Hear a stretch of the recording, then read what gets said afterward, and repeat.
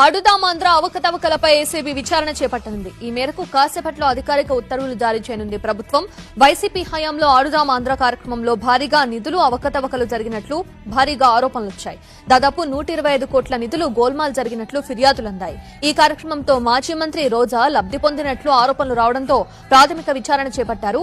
ఇందులో రోజా అవినీతిపై ఆధారాలతో సహా బయటకొచ్చాయి. నిన్న అసెంబ్లీలో ఆడుదామాంధ్ర స్కామ్ చర్చ జరగ్గా కుంభకోణంపై విచారణ జరుపుతున్నారని మంత్రి రాంప్రసాద్ రెడ్డి అన్నారు. ఇక టీడీపీ సభ్యులు లేవనెత్తిన పలు ప్రశ్నలకు మంత్రి కీలక అంశాలను బయటపెట్టారు. ఆడుదామాంధ్ర ప్రోగ్రాం కోసం వైసీపీ ప్రభుత్వం 120 కోట్లు ఖర్చు చేసిందన్నారు. ఈ ఖర్చంతా కేవలం 47 రోజుల్లో పూర్తి చేశారని తెలిపారు. గ్రామ స్థాయి నుంచి రాష్ట్ర స్థాయి వరకు చేపట్టే 47 రోజుల కార్యక్రమానికి 120 కోట్ల ఖర్చు చేయడం విడ్డూరంగా ఉందన్నారు ఎమ్మెల్యే అఖిలప్రియ. ఆటగాళ్లు ఆటలను ప్రోత్సహించినట్లు ఎక్కడా కనిపించలేదని, గ్రామ స్థాయి నుంచి జిల్లా స్థాయి వరకు ఇచ్చిన కిట్స్ ఎలాంటి నాణ్యత లేదన్నారు. పబ్లిసిటీ కోసం ఆయా వస్తువులపై స్టిక్కర్లు వేశారన్నారు. నార్మల్ గా అయితే గ్రామ, మండలం, జిల్లా, రాష్ట్ర స్థాయి వరకు ఆటలను కండక్ట్ చేయాలన్నారు. కానీ ఎక్కడా అలాంటి కార్యక్రమాలు ఎక్కడా జరగలేదన్నారు.